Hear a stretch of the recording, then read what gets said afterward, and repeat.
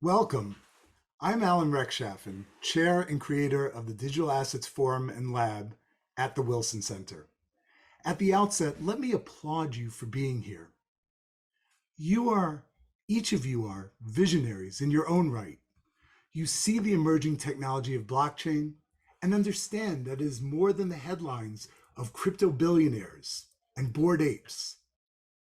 You understand that this technology can change everything. This is something that we at Wilson understood a couple years ago when we formed and created the Digital Assets Forum and Lab. In general, Wilson's mission is to study problems of interest for Congress and for the President. We help the administration to think about policy as we do Congress, and we help our international partners see the vision of where policy is going in the United States. Wilson is great at thinking long term while providing insights today that can be used immediately. The reality of Wilson manifests itself in the Digital Assets Forum and Lab. Here we have created masterclasses. We've created training initiatives for members of the House, for the Senate, and for the administration. And Kelly Wicker and I, the head of the Science and Technology program, created Blockchain Explained, a podcast that describes the latest in innovation in this area. We try to bring to our stakeholders a clear, unbiased view of what's going on with the technology of blockchain and the powerful implications for everyone, from Main Street to Wall Street. We advise on policy. Wilson is a place for practical visionaries. My partners in science and technology at Wilson have helped me create a safe place for dialogue and unbiased information for those who want to understand responsible use of this incredible new technology. I am honored to have a team here to turn my vision of a digital assets forum and lab into a reality that can create a future reality for everyone that is better. Today, we are honored to welcome one of our visionary partners, the mayor of the city of Miami, Francis Suarez, who's also the president of the Conference of Mayors. His vision has been manifest in many policies with regards to blockchain, and he's here today to discuss the new American economy that can only exist because of this powerful and new technology. My honor is to head up the efforts at Wilson in digital assets and the blockchain, to chair the Digital Assets Forum and Lab. My honor is to be with you here today, but the honor of introducing the mayor goes to the individual who's the real visionary at Wilson, the person who, when I presented the idea for a Digital Assets Forum and Lab 2 years ago, understood how important it really is. So with that, I want to introduce my friend and my colleague, the leader of the Wilson Center, the Honorable Ambassador Mark Green. Thank you very much.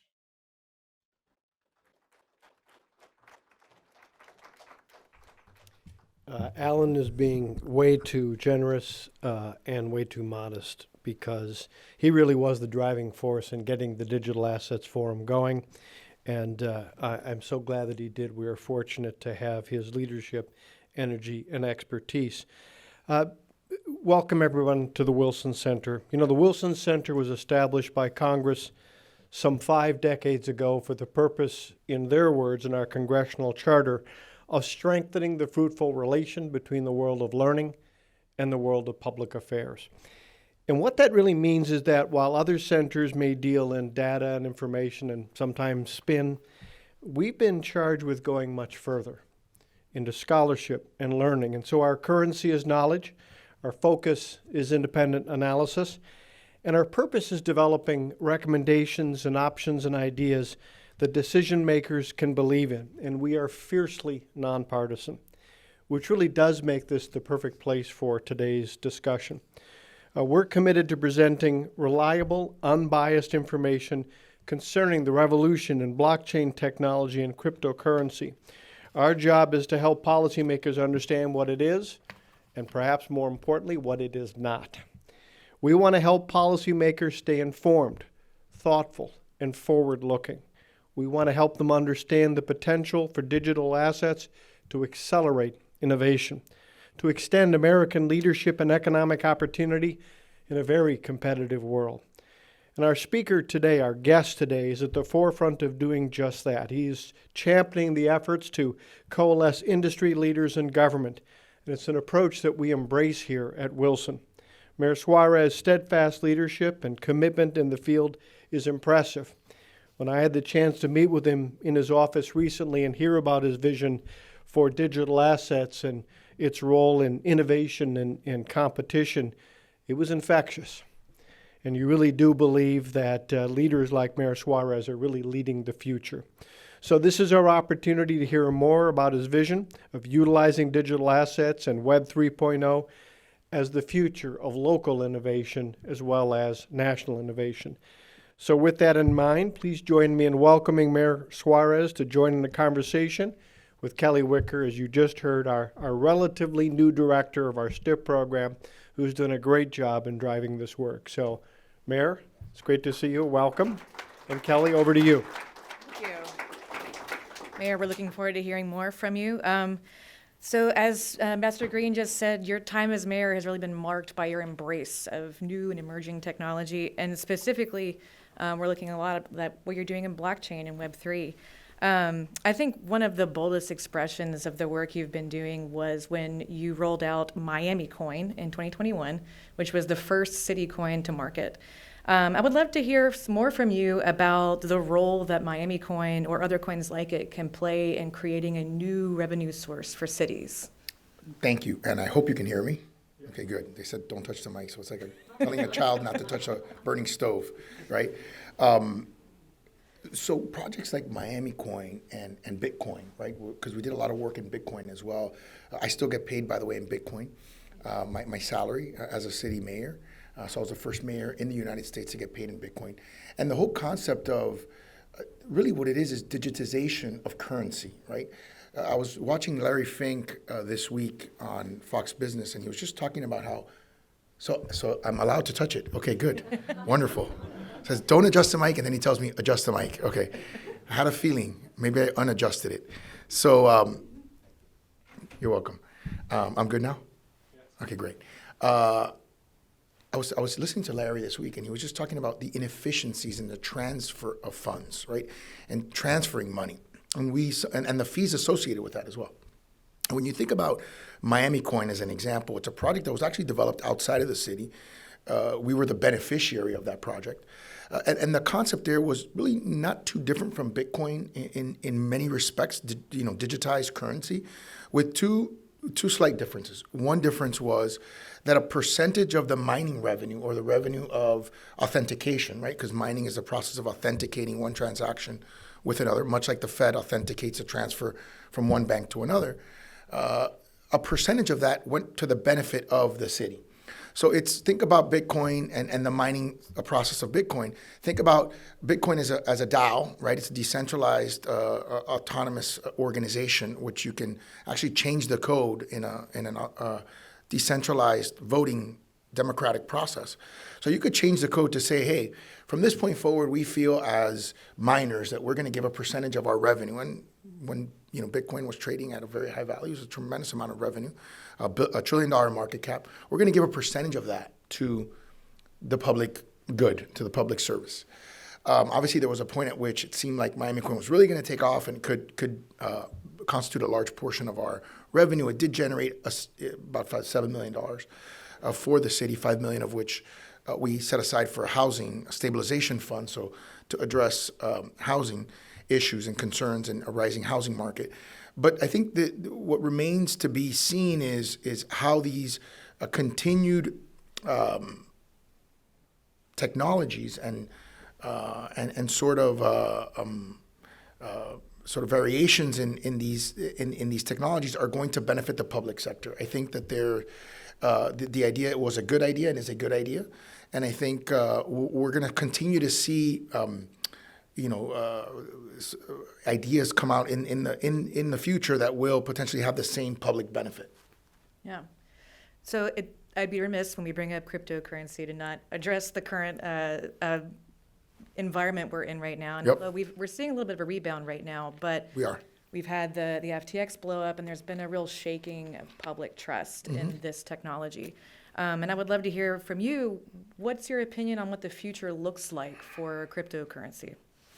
Well, I think it screams for regulation. And I think when you consider the amount of money that was circulating through these companies with very little oversight as to what they were doing. And let's keep in mind that some of these technologists were brilliant technologists. They didn't turn out to be brilliant business people, right? Many of them were young, extremely young. Maybe they didn't get the kind of, or not maybe, they certainly didn't get the kind of advice that they should have gotten, technical on the business side and on the finance side. I think there should have been regulation on what some of these custodial entities could do with the custodied assets. They're like banks. I mean, the kind of assets that they had were enormous. And what they were doing when you sort of peel back the layers of the onion is frightening, right? Basically same party lending, with very little oversight, very little controls. It's not shocking that when you see what was happening that you saw the outcome, because these are things that throughout the history of banking we've seen as problematic banking practices. So there's a reason why some level of regulation exists already in the banking industry. And I think, where we go from here is basically you get some of the smartest people in the room, people that were obviously not guilty of doing some of these things. And I did this in the affordable housing context. You sit them down, people like a Michael Saylor, and you get them together and because they have the technical knowledge, and you have to update our laws. Our laws have a tendency to be very reactionary, right? Something happens and then we react, as opposed to being proactive, which would have been great. I mean, we saw this happening. We saw the mainstreaming of digital assets happening right before our eyes over the last 12 to 24 months, and our government did nothing. And the prior administration didn't do anything either, right? So this is not something I'm not trying to blame when we talk about nonpartisan. I'm not trying to blame a particular party or a particular. But neither side really did anything. They sort of saw this happening. They didn't engage, and I think that lack of engagement hurt. By the way, it also hurt in the sense that a lot of these entities, some of the largest entities, are offshore companies, right? They might have onshored had they felt that there was a regulatory environment, had they felt that the rules were clear. So I think that also hurt the country. The lack of regulatory certainty hurt the country because it didn't allow for this ecosystem to grow in an appropriate fashion. It was growing outside our borders in an inappropriate fashion, in many cases with our money, and much to our detriment.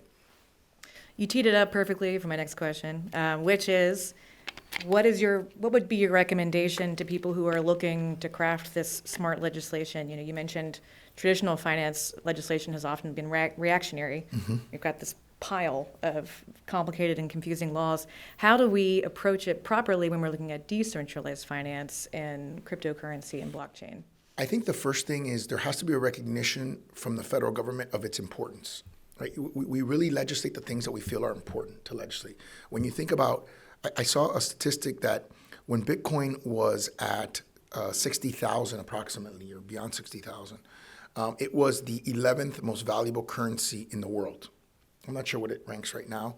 It's probably close to $1 trillion market cap, or whatever the market cap is now. Or maybe it was $1 trillion then. So it was the 11th most valuable currency in the world. So I think we have to first understand its importance and where it's going to take us in the future.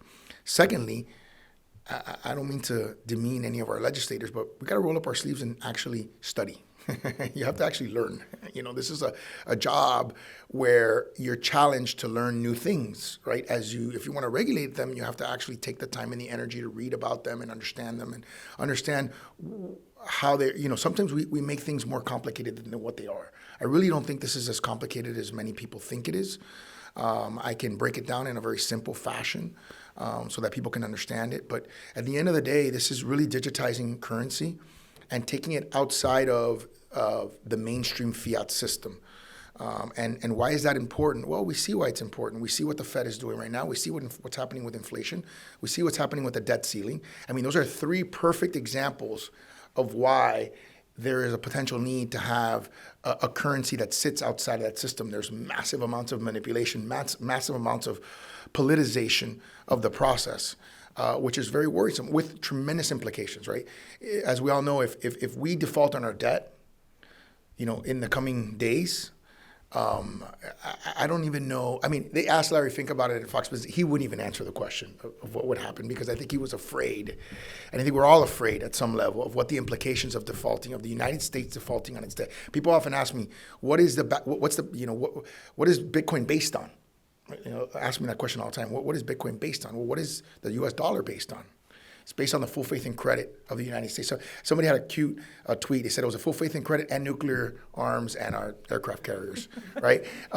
Sure, yes, the military power of the United States is important. But we're not going to invade a country because we defaulted on our debt, right, as a means of protecting our full faith and credit, right? Our full faith and credit is a U.S. taxpayer saying, hey, we're going to pay the debt. And if we don't pay the debt, then that we've created by fiscal recklessness, then what is the dollar backed by, right?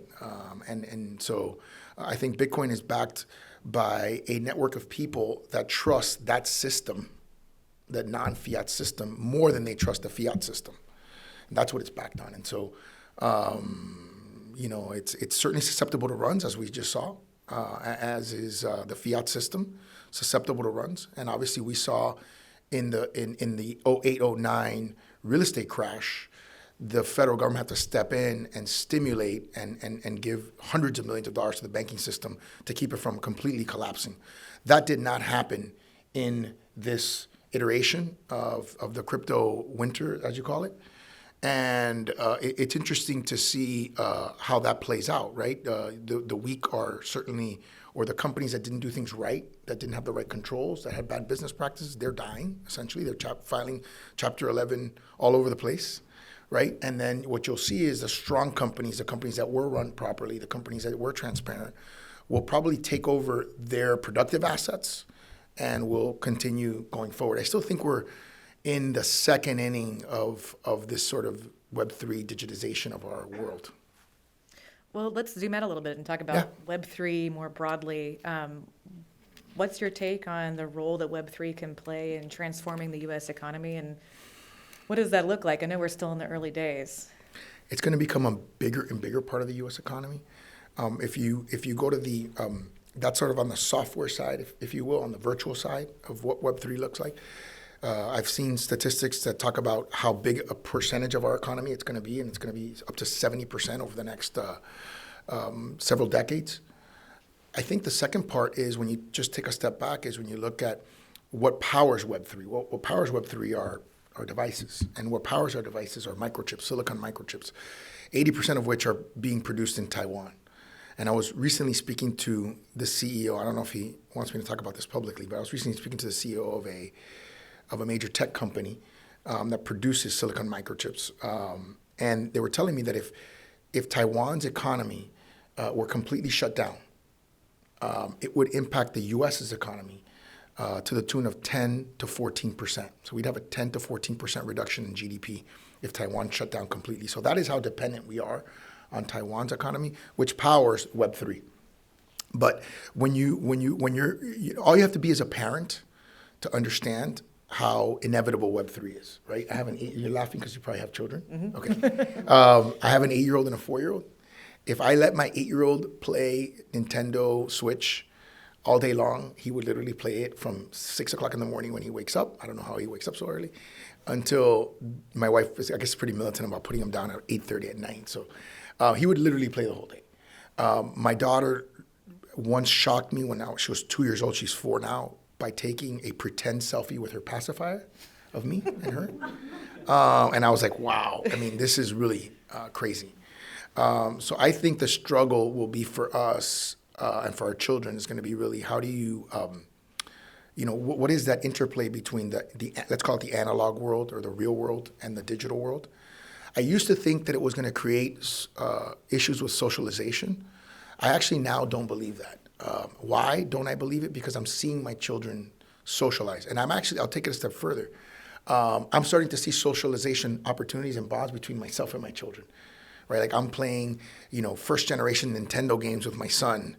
And it's exciting for me and fun, and it's an opportunity for us to bond and spend time together. So at the beginning, I thought, wow, this could be a real problem in terms of lack of social skills because you're so digitized. But I'm also seeing them play these games with their friends, and right, they're actually virtually online with the friends, and they're playing and talking and socializing. So again, it's just a new world that we're getting into, and it'll be interesting to see how it all plays out. Yeah. So one thing that we've seen you be able to grow in Miami really well is the tech economy, the tech workforce. What are some of the policies you use to help you create that ecosystem for entrepreneurship, for innovation that let that growth happen? Yeah, I think this is the most important question, frankly, that you've asked, because this is about the future and the present, and about how do we build an ecosystem in our city that is lasting, that creates the maximum amount of prosperity for the maximum amount of people for the maximum duration of time. And then, frankly, when you look at that, the answer to that question, it's really no different from how do you do that nationally. In other words, the same set of challenges, the same set of opportunities exist at the national level. So if you think of Miami as a microcosm of what the country can be, I think what we've done can be scaled. What did we do? We saw about 10 to 12 years ago this evolution from the highly industrial economy to a highly digital economy, and we started positioning ourselves to capitalize on that, what I call a tsunami of opportunity, sort of the tsunami wave of opportunity. I think a lot of cities, having seen this tsunami approaching, have taken cover, right? Even cities that dominated in that space. And I'll give you an example of what I mean by that. You had New York famously push out Amazon after they won the HQ2 prize, right? They won the HQ2 prize, 50,000 new high-paying jobs, and they said, no, thank you. Now, why is that a problem? Well, it's a problem, first of all, because you're pushing away 50,000 high-paying jobs. I don't think any city has the luxury of being able to do that. But I think that's sort of the micro. The macro is even more problematic, which is you're telling companies, we don't want you. You're creating innovation, we don't want you. Same situation in San Francisco. They basically, a public official there told Elon Musk, this is pre-Twitter, right? F Elon Musk, and he replied, message received on Twitter, ironically, and left and took his company to Austin, right, Tesla. Again, it's not so much that kicking out the richest person in the world from your city is going to create that big of a vacuum. I think it's more the sign that you're sending, right? The message. What is the signal? The signal is, if you're successful, if you're going to you're going to create successful companies, if you're going to create prosperity, we don't want you. And then I think you couple that with some bad policies on safety in cities and on homelessness. And I think you've got a cauldron for a declining city. And we live in a very, very mobile, very decentralized world where people can, and I think you start to see this during COVID, right? When Ken Griffin moved his entire operation from New York to Palm Beach, and he was in the Palm Beach Ritz, the Palm Beach Four Seasons, and he was able to, he's one of the largest market makers in the world, was able to trade and not lose market share, not lose business out of that location. What he proved was ubiquity, right? He proved that you could be anywhere and not necessarily, physical location was no longer the predominance. Once he proved that, the floodgates are open, right? Anybody can move anywhere at any time, and that's no longer, your physical location is no longer the preeminent factor. So that benefits Miami greatly. And then we leaned into that in December 4th of 2020 when a member of the Founders Fund, which is a big VC tech fund, put out a tweet that said, hey, what if we move Silicon Valley to Miami? And I was like, oh my God, are you serious? Like I've been trying to do this for 10 years. We're like this small company that was bootstrapped, right? And we got our direct IPO moment right there. And I said, how can I help? Once I said that, what was I sending as a signal? The exact opposite signal that New York and Silicon Valley was sending. They were sending the signal, we don't want you. I was sending the signal, I want you. And that's all that they needed. They needed the bat signal. Once they put up the bat signal, all these, because think about this. You start a company in your garage. You put in all your life savings. You build it into this incredible company in one generation. And then you can't walk the streets of your city because you're a pariah. Who wants that? Who wants to live that life? Nobody. Nobody wants to spend their time and their energy building a company, building a significant amount of wealth for other people, by the way, and then be told you're not welcome. I saw once a video by Jeff Bezos, who said that he was sort of reminiscing on the fact that he was at the time maybe the world's richest person. He's like, number 4 now or whatever. And he was saying, I'm worth $200 billion, but my company, Amazon, is the market cap is $1 trillion, which means I've created $800 billion of wealth for other people, right? Because I own 20% of the company. So I think people forget about that. They focus on what the person has created for themselves. They forget about what they've created for everybody else, and not to mention the employees, et cetera. Well, I know we're coming up on time, but I want to leave us with one last question. I'm having a great time. Mayor, we're looking ahead at a really big year in tech. We've had these momentous movements in blockchain and digital assets and AI. What are you watching this year most closely with technological innovation? I think AI is going to be our generation's. It's going to be our generation's arms race, right? Whereas we dismantled the USSR by outspending them on nuclear weaponry technology, defense technology. As China emerges, I wonder if we're going to see a similar conflict in our generation on AI, like an AI arms race, right? Where we're going to be trying to outspend each other and come up with a technology that will decrypt our encryption, that will allow us to disrupt our communications, disrupt our technological devices, right? Because so much is dependent on this, right? In our weapon systems, et cetera. And I think that will dominate. I mean, if you just, I don't know how many of you have used the Chat IP, the new Chat IP, artificial intelligence. Show of hands if anyone has used it. Yeah, pretty much everybody has used it. It's unbelievable.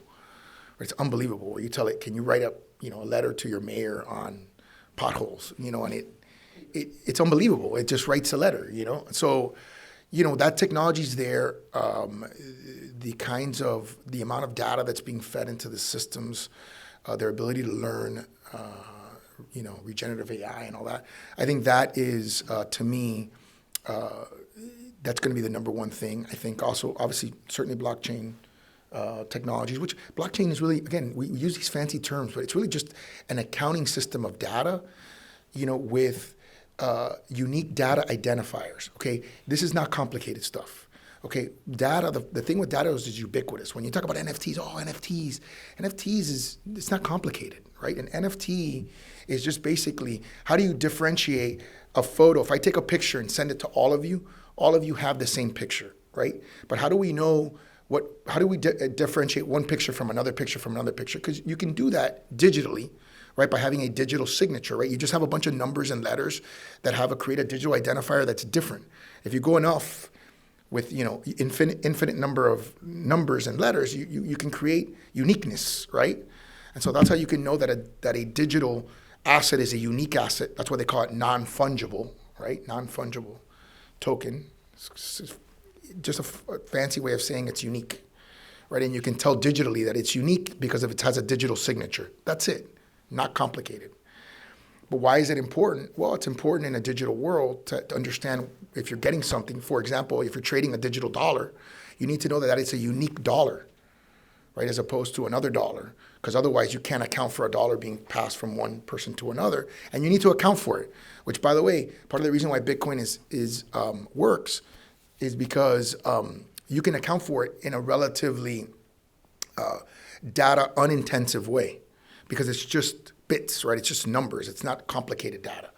So you can put it on servers or even on computers. At the beginning, the Bitcoin ledger was on people's personal computers. That's how data unintensive it is, that you can put it on a personal computer and have the entire ledger of the entire Bitcoin system. Mayor, thank you so much. This was a wonderful conversation. Exciting. I was getting worked up. I started slow. Maybe it was a microphone. And I started getting pumped up. Well, we appreciate your time, and thank you for coming by, Wilson. Appreciate it. Thank you.